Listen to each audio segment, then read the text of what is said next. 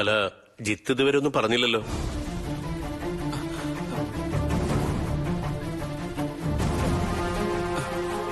എനിക്കൊരു 2 മിനിറ്റ് സമയം വേണം.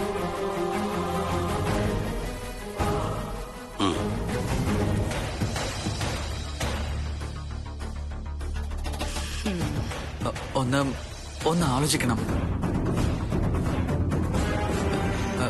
സംയുക്തെ, ഒന്ന് വരുമോ?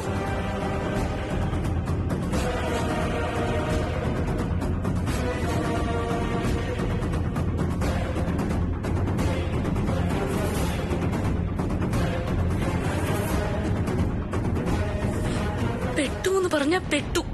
ഇനി ഞാൻ എന്ത് ചെയ്യും സംയുക്ത? അല്ല, ഈ സപ്തതി ചേച്ചിക്ക് എന്തിന്റെ കേടാ? ഞാൻ അവരോട് എന്ത് തെറ്റാ ചെയ്ത്? ഇത് നിനക്കിട്ടുള്ള പണിയല്ല ശ്രുതി. അവന്തികയെ തളയ്ക്കാൻ ചേച്ചി കണ്ട അവസാന വഴിയാ. അവന്തികയെ തളയ്ക്കാനോ?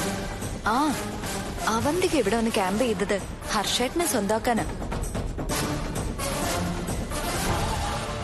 ബുദ്ധിയും ഉപദേശവും എല്ലാം ശർമ്മളയുടേതാ. ഓ, ഇതിനിടയ്ക്ക് ഇങ്ങനെ ഒരു ട്വിസ്റ്റ് ഉണ്ടോ? ഇത് മാത്രമല്ല, നീ അറിയാത്ത ഒരുപാട് ട്വിസ്റ്റുകൾ ഇനിയും ഈ കഥയിലുണ്ട്. പിന്നെ നീ എന്താ ഇതുവരെ ഇതൊന്നും എന്നോട് പറയാത്തെ? എല്ലാം കൂടെ ഒറ്റയടിക്ക് നിനക്ക് താങ്ങില്ല ശ്രുതി. ഞാൻ ചവിട്ടി നിൽക്കുന്നത് തീക്കനലിന്റെ കടലില. ഒന്നുകിൽ അത് എന്നെ വിഴുങ്ങും, അല്ലെങ്കിൽ ഞാൻ അതിനെ. നീ എന്ത് വേണമെങ്കിലും ചെയ്തോ. ആദ്യം ഈ കുരുക്കിന്ന് രക്ഷപ്പെടാൻ നീ എനിക്കൊരു വഴി പറഞ്ഞതാ. ഇങ്ങനെ വെപ്രാളം കൂട്ടാതെ ശ്രുതി, ഞാനൊന്ന് ആലോചിക്കട്ടെ.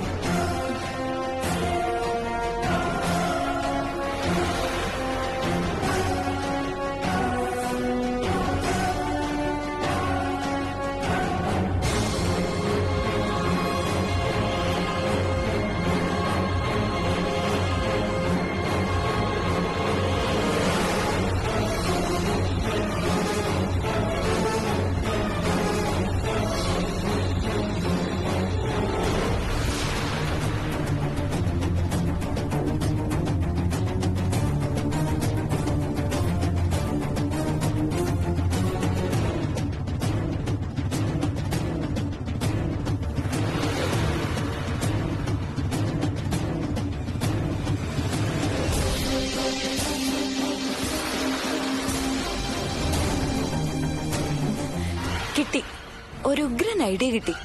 എന്താടി? നീ പോയി കല്യാണത്തിന് സമ്മതാന്ന് പറ. നീ ചുമ്മാ, നിനക്ക് എന്താടി ഭ്രാന്ത് പിടിച്ചോ?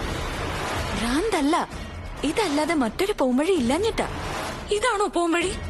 അറിഞ്ഞുകൊണ്ട് കുഴി ചാടി ചാവുന്നതോ? എടി, ഞാൻ സമ്മതിച്ച അവരെല്ലാം കൂടി എന്നെ പിടിച്ച് അവളെ കെട്ടിക്കില്ലേ?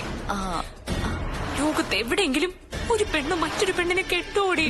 അയ്യോ, അതിനൊക്കെ നമുക്ക് വഴിയുണ്ടാക്കാം. ആദ്യം നീ കല്യാണത്തിന് സമ്മതമാണെന്ന് അവരോട് ചെന്ന് പറ. ഞാൻ പറയില്ല. എന്നെ കൊണ്ടൊന്നും വയ്യ ഒരു പെണ്ണിനെ കല്യാണം കഴിക്കാൻ. ഈ വേഷം കെട്ടിയേ ഉള്ളൂ. ഞാൻ നല്ല ഒന്നാന്തരം ഒരു പെണ്ണ അല്ലെന്ന് ഞാൻ പറഞ്ഞോ?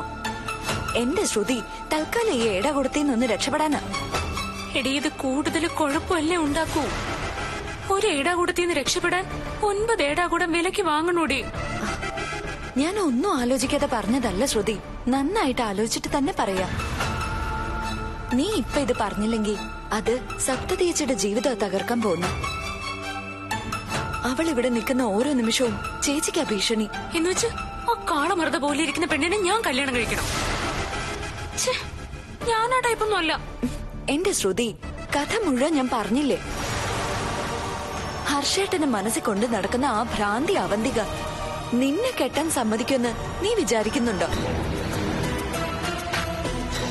ഇല്ല, അവൾ ഒരു കാരണവശാലും ഈ ബന്ധം അംഗീകരിക്കില്ല. നിനക്ക് ഉറപ്പാണോ? എന്താ സംശയം? കോമൺ സെൻസ് വെച്ച് നീ തന്നെ ഒന്ന് ചിന്തിച്ചു നോക്ക്. അവന്തികയുടെ സ്ഥാനത്ത് നീയാണെങ്കിൽ നീ സമ്മതിക്കോ?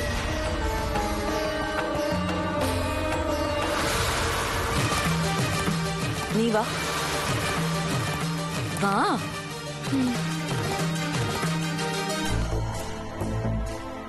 ഇതെന്തത്ര ഡിസ്കസ് ചെയ്യാൻ?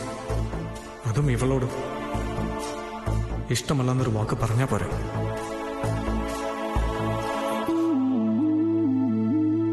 ആലോചിച്ചു ജിത്തേട്ടാ. ജിത്തേട്ടനെ മറുപടി കേൾക്കാൻ അവന്തിക്ക് ഇവിടെ കാതു കൂർപ്പിച്ച് നിൽക്കുക. പറയ് ജിത്തേട്ടാ. വേഗം പറടോ, ശുഭസ്യ ശീക്രന്നല്ലേ?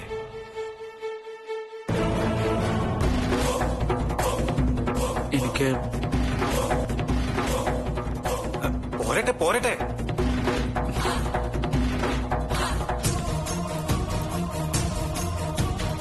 എനിക്ക് ഇഷ്ടമാണ്.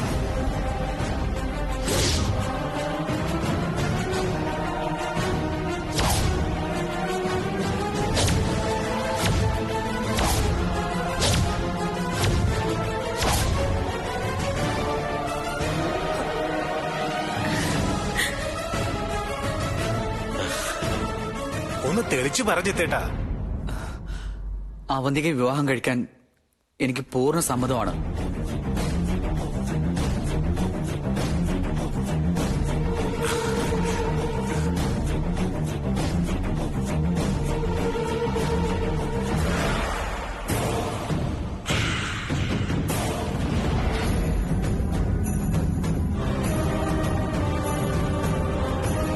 അല്ല, എന്നാ പിന്നെ ഇനി എന്താ ആലോചിക്കാനാ?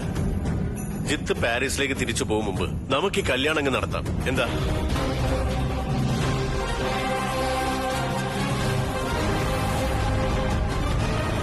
അല്ല, അതിന് ചെറിയൊരു പ്രശ്നമുണ്ട്. എന്താ ജിത്തേട്ടാ? എന്റെ സമ്മതം മാത്രം പോരല്ലോ, അവന്തികയുടെ മനസ്സും അറിയണ്ടേ?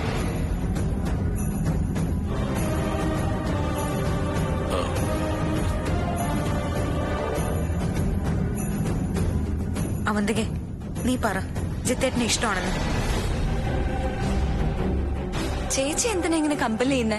അവന്തിക അവളുടെ അഭിപ്രായം പറയട്ടെ.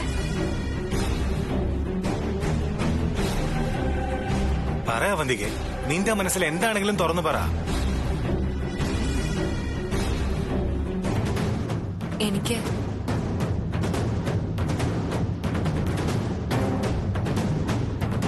ഈ കല്യാണത്തിന് പൂർണ്ണ സമ്മതം.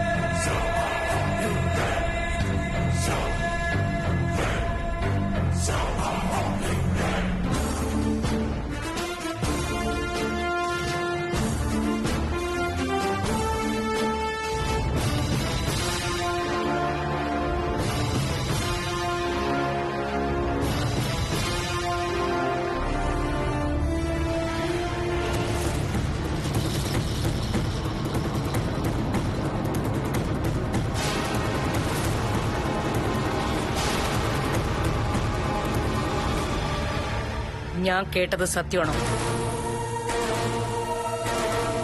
ജിത്ത് അവന്തികയെ കെട്ടാൻ പോവാണോ? അത് പിന്നെ വേണ്ട, ജിത്ത് പറയണ്ട. കല്യാണ പെണ്ണ് അവന്തിക തന്നെ പറയട്ടെ. അവന്തികേ, അവന്തികേ.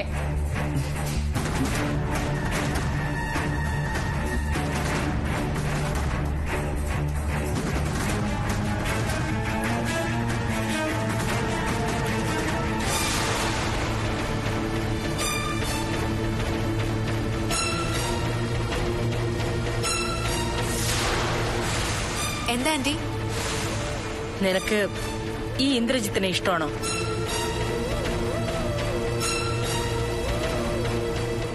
അതെ ആന്റി. Congratulations mister Indrajith.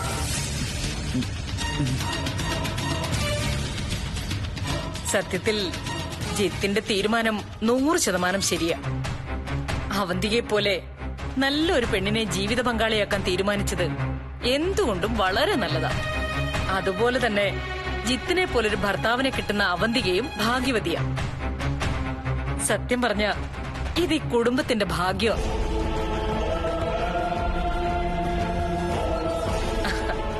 എല്ലാത്തിനും നന്ദി പറയേണ്ടത് സംയുക്തയോടാ.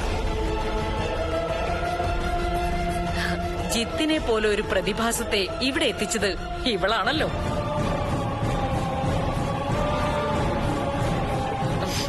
ആ പിന്നൊരു റിക്വസ്റ്റ് ഉണ്ട് ജിത്തിനോട്. ഞങ്ങളുടെ കുട്ടിയെ ജിത്ത് പൊന്നുപോലെ നോക്കണം. അത് പിന്നെ നോക്കില്ലേ, പൊന്നുപോലെയല്ല പൊന്നും കുടം പോലെ നോക്കും. ജിത്തിന്റെ ഈ മുഖം കണ്ടറിഞ്ഞൂടെ പെണ്ണാണെന്ന്?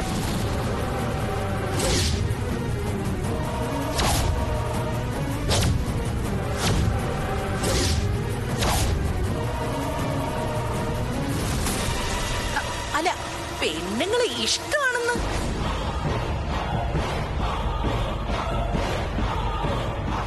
അല്ല, ആണായാലും പെണ്ണായാലും ഈ കാലത്തൊക്കെ ഒരുപോലെ. മുംബൈയിലൊക്കെ ആണിനെയും പെണ്ണിനെയും ഒക്കെ കെട്ടാറുണ്ട്.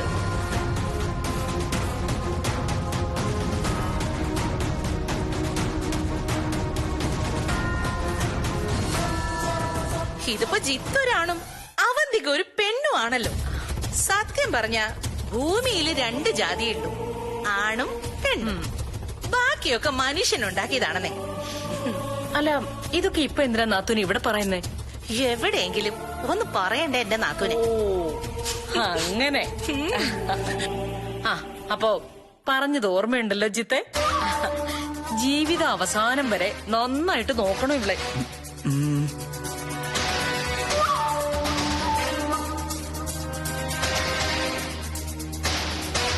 അത് തന്നെയാ അവന്തികയോടും പറയാനുള്ളത്. കുറച്ച് സ്വന്തക്കാരുണ്ടെന്നല്ലാതെ അച്ഛനും അമ്മയും ഒന്നും ഇല്ലാത്ത ഒരു അനാഥരാജ്യത്ത് എന്റെ പൊന്നുമോള് നന്നായിട്ട് നോക്കിക്കോണേ.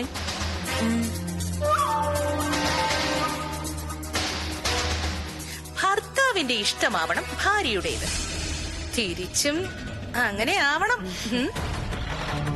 ആ അപ്പൊ പിന്നെ ഒക്കെ പറഞ്ഞ പോലെ. ആ വാ നാത്തൂനെ.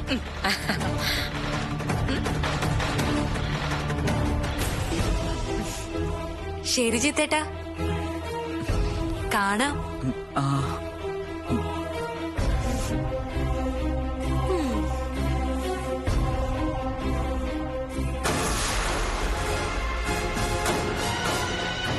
എന്തോ നാടി ഇതൊക്കെ? എനിക്കെല്ലാം മനസ്സിലായി. എന്ത്? നീ ശ്രുതിയാണെന്നുള്ള കാര്യം അവരറിഞ്ഞു കഴിഞ്ഞു.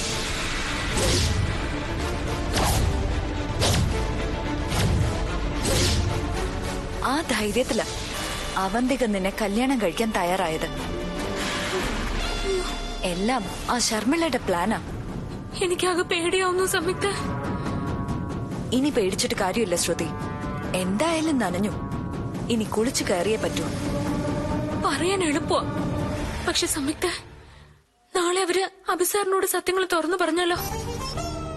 പറയില്ല. പറയാനായിരുന്നെങ്കിൽ അവരെന്നെ അത് ചെയ്തേനെ. എന്താ ഉറപ്പ്? എന്റെ മൊബൈലാ ഉറപ്പ്. അതിൽ അവരെ കുറിച്ചുള്ള ഞെട്ടിക്കുന്ന പല രഹസ്യങ്ങളും ഉണ്ട്. ആ കടമ്പ അവര് കടക്കും മുൻപ് അഭിയേട്ടന്റെ മനസ്സ് മാറ്റിയെടുക്കണം.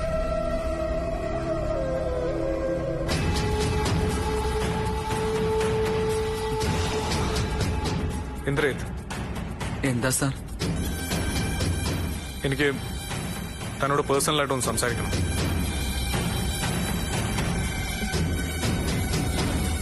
വരൂ. ആ, വരാം സാർ.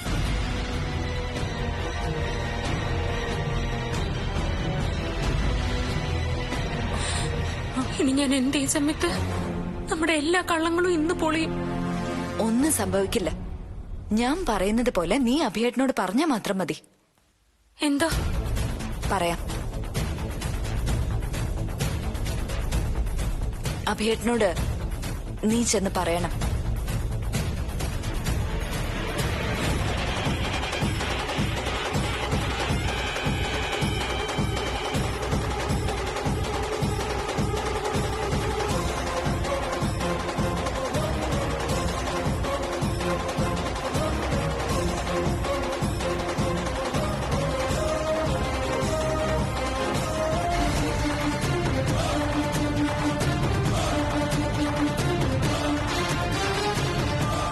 നീ ധൈര്യമായിട്ട് പോ. നമുക്ക് വരുന്നിടത്ത് വെച്ച് കാണാം. പോ.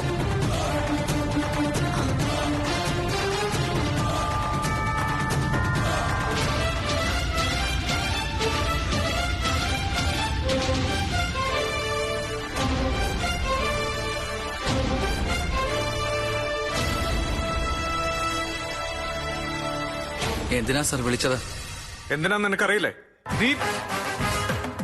നീ എന്താ ഓന്താണോ? നിന്ന നിപ്പില് നിറം മാറാൻ. സംയുക്ത നീ പാരീസിൽ കൊണ്ടുവന്ന് എനിക്ക് വാക്ക് തന്നിട്ട് അവന്തിയെ കണ്ടപ്പോ നീ കളം മാറ്റി ചവിട്ടിയല്ലേ? ഇതിനൊക്കെയുള്ള മറുപടി തരുന്നത് രണ്ടെണ്ണം ഒട്ടിച്ചിട്ടാ. നീ ഒരാണാണോടാ? എന്താ നിന്റെ ഉദ്ദേശം? കെട്ടാൻ തന്നെ, അല്ലാതെന്താ? ആരെ? അത് അപ്പോഴത്തെ സൗകര്യം പോലെ നോക്കാം. കല്യാണമൊന്നും കഴിഞ്ഞിട്ടില്ലല്ലോ. നീ എന്റെ കയ്യിൽ നിന്ന് വാങ്ങിക്കും. വെറുതെ ഇഷ്യൂ ഉണ്ടാക്കണ്ട അഭിസാറെ. നാറുന്നത് ഞാൻ മാത്രമല്ല. കാർണിവൽ ഗ്രൂപ്പിന്റെ MD കളപ്പുരയ്ക്കൽ അഭിമന്യു ഗസ്റ്റ് ആർട്ടിസ്റ്റായി വഴിയെ പോയ എനിക്ക് സ്വന്തം ഭാര്യയെ കെട്ടിച്ചേരാൻ പോകുന്നു അറിഞ്ഞ നാണക്കേട് ആർക്കാ? നീ എന്താ എന്നെ ഭീഷണിപ്പെടുത്ത? കാര്യം പറയുമ്പോ എങ്ങനെയാ സാർ ഭീഷണിയാകുന്നത്? അപ്പോ നീ അവന്തിയെ കെട്ടാൻ തീരുമാനിച്ചു അല്ലേ? പിന്നെ എനിക്ക് ആരെങ്കിലും കെട്ടണ്ടേ? സംയുക്തയെ കെട്ടാന്ന് വെച്ചാ നിങ്ങൾ അവളെ വിട്ടുതരുന്നില്ലല്ലോ. എന്നാര് പറഞ്ഞു? ഞാൻ പറഞ്ഞില്ലേ, ഡിവോഴ്സ് കഴിഞ്ഞ ആ നിമിഷം മുതൽ അവള് നിന്റെയാ. കെട്ടോ കൊണ്ടുപോവോ എന്താന്ന് വെച്ചാ ചെയ്തോളാം. കഷ്ടം. എന്താ? വിശ്വസിക്കാൻ എനിക്ക് ബുദ്ധിമുട്ടുണ്ട്. ഇത്ര ഉറച്ച തീരുമാനമാണെങ്കിൽ പിന്നെ ഒറ്റ ടാസ്കിൽ പോലും നിങ്ങളെന്താ ജയിക്കാത്തത്? നാളെ സംയുക്തയുടെ പേരില് നിങ്ങൾ അവകാശവാദം കൊണ്ടുവന്ന എനിക്കും വേണ്ട ഒരു പെണ്ണ്. നീ സ്നേഹിച്ച സംയുക്തയല്ലേ? ആ സംയുക്ത സ്നേഹിക്കുന്നത് നിങ്ങളെയല്ലേ? അതെന്റെ കുഴപ്പമാണോ? പിന്നല്ലാതെ സർവ്വ ടാസ്കിലും തോറ്റ് ആടിനെ തൂപ്പ് കാണിക്കുന്ന പോലെ നിങ്ങൾ അവളെ മോഹിപ്പിച്ച് കൂടെ കൊണ്ടു നടക്കുന്നുണ്ടല്ലേ? വെറുപ്പിന്റെ പേരും പറഞ്ഞ് നിങ്ങൾ അവളെ ഭ്രാന്തെടുത്ത് സ്നേഹിക്കുകയാണെന്ന് അവള് തിരിച്ചറിഞ്ഞതുകൊണ്ടല്ലേ? ഓ അത് ശരി. അപ്പൊ കുറ്റം മുഴുവൻ എനിക്കായോ? പിന്നല്ലാതെ നിങ്ങൾ ഉള്ളിൽ കൊണ്ടു നടക്കുന്ന പെണ്ണിനെ ഞാൻ എന്ത് ധൈര്യത്തിലാ കെട്ടുന്നത്? ചുമ്മാ ഇല്ലവചനം പറയരുത്. എനിക്ക് അവളെ ഒട്ടും ഇഷ്ടമല്ല. എന്നാ പിന്നെ അന്ന് എന്താ കാട്ടില് കളഞ്ഞിട്ട് പോരാത്തത്? പാമ്പ് കടിച്ചപ്പോ മരിക്കട്ടെ എന്ന് കരുതി കണ്ണടച്ച് കിടന്ന് ഉറങ്ങാത്തതെന്താ? പനിച്ചു പൊള്ളിയപ്പോ ഓഫീസ് വിട്ട് ഓടി വന്ന് എന്തിനാ ഹോസ്പിറ്റലിൽ കൊണ്ടുപോയത്? എന്തിന് ഇപ്പൊ പോലും എന്റെ മുന്നില് മുഖംമൂടിയിട്ട് നിൽക്കുന്ന എന്തിനാ? എന്ത് മുഖംമൂടി? ഞാൻ മനസ്സോടെ തന്നെ പറഞ്ഞതാ. ഞാൻ പാരീസിൽ നിന്ന് ഇപ്പൊ കേരളത്തിലേക്ക് വന്നത് കൊള്ളാവുന്ന ഒരു മലയാളി പെണ്ണിനെ കല്യാണം കഴിക്കാൻ വേണ്ടിയാ. സംയുക്ത എനിക്ക് ഇഷ്ടാ. അവളെ പോലൊരു നല്ല പെണ്ണിനെ ഈ ജന്മം എനിക്ക് വേറെ കിട്ടത്തുമില്ല. പക്ഷേ അവൾ നിങ്ങളുടെ ഭാര്യയായി പോയില്ലേ? നിങ്ങൾ ഇപ്പോഴും ഒളിച്ചു വെച്ച് പരസ്പരം സ്നേഹിക്കുവല്ലേ? നിനക്കെന്താ പറഞ്ഞാ മനസ്സിലാവാത്തത്? മനസ്സിലായിടത്തോളം മതി. ഒരാൾ കല്യാണം കഴിക്കാൻ പെണ്ണിനെ സെലക്ട് ചെയ്യുന്നത് രണ്ട് തരത്തിലാണ്. ഒന്ന് ഇഷ്ടപ്പെട്ട പെണ്ണ്, രണ്ട് അന്തസ്സിന് ചേർന്ന പെണ്ണ്. ഞാൻ ഇഷ്ടപ്പെട്ട പെണ്ണ് സംയുക്തയാ. അന്തസ്സിന് ചേർന്ന പെണ്ണ് അവന്തികയും. അവന്തികയെ ഞാൻ കെട്ടാൻ തീരുമാനിച്ചത് അവളുടെ സൗന്ദര്യം, വിദ്യാഭ്യാസം, പണം, അങ്ങനെ കുറെ കാര്യങ്ങളുണ്ട്. ഞാൻ സംയുക്ത വിവാഹം കഴിച്ച് പാരീസിലെത്തിക്കഴിഞ്ഞ ആളുകൾ പറയും മുൻജന്മ ബന്ധമെന്ന്. അവന്തികയാണെങ്കിൽ പെർഫെക്റ്റ് ജോഡി എന്നാവും പറയുക. രണ്ടും ഒരു ഭർത്താവിനെ സംബന്ധിച്ചിടത്തോളം അഭിമാനിക്കാവുന്ന കാര്യമാണ്. എനിക്ക് ഈ രണ്ട് പെണ്ണുങ്ങളും ഒരുപോലെയാ. സംയുക്ത ഞാൻ കെട്ടിക്കോളാം, പക്ഷേ നിങ്ങൾ പൂർണ്ണമായും ഒഴിഞ്ഞു തരണം. ഒരു ടാസ്കിലെങ്കിലും നിങ്ങൾ ജയിക്കണം. അല്ലെങ്കിൽ എനിക്ക് അവന്തികയുടെ ആലോചനയ്ക്ക് പച്ചക്കൊടി കാണിക്കേണ്ടി വരും. കെട്ടാന്ന് നീ വാക്ക് കൊടുത്തല്ലോ. വാക്കല്ലേ കൊടുത്തുള്ളൂ അഭിസാറേ, അതൊക്കെ മാറ്റാം. ഒന്നല്ല, രണ്ട് പെണ്ണിന്റെ ജീവിതമാ നീ ടമ്മാനാടുന്നത്. No, never. ഞാൻ രക്ഷിക്കുവാ. എല്ലാ പെണ്ണുങ്ങളെയും കൂടി ഒരുമിച്ച് രക്ഷിക്കാൻ നീ ആരാടാ? ബ്രൂണായി സുൽത്താനോ? എല്ലാ പെണ്ണുങ്ങളൊന്നും പറ്റില്ല. 2-1 ഞാൻ ജീവിതം കൊടുക്കാം. അതാരാവണമെന്ന് അഭിസാർ തീരുമാനിച്ചാ മതി. ആരെ കെട്ടിയാലും അടുത്ത നിമിഷം ഞാൻ അവളെ കൊണ്ട് പാരീസിലേക്ക് പോകും. പിന്നെ ഒരിക്കലും നമ്മൾ പരസ്പരം കാണില്ല. ചുണയുണ്ടെങ്കിൽ അഭിമന്യു ആണാണെങ്കിൽ തെളിയിക്കാം. എന്റെ അടുത്ത ടാസ്കിൽ അവളെ നിങ്ങൾക്ക് വേണ്ടാന്ന്. പറയടാ, എന്താ നിന്റെ അടുത്ത ടാസ്ക്? പറയാം.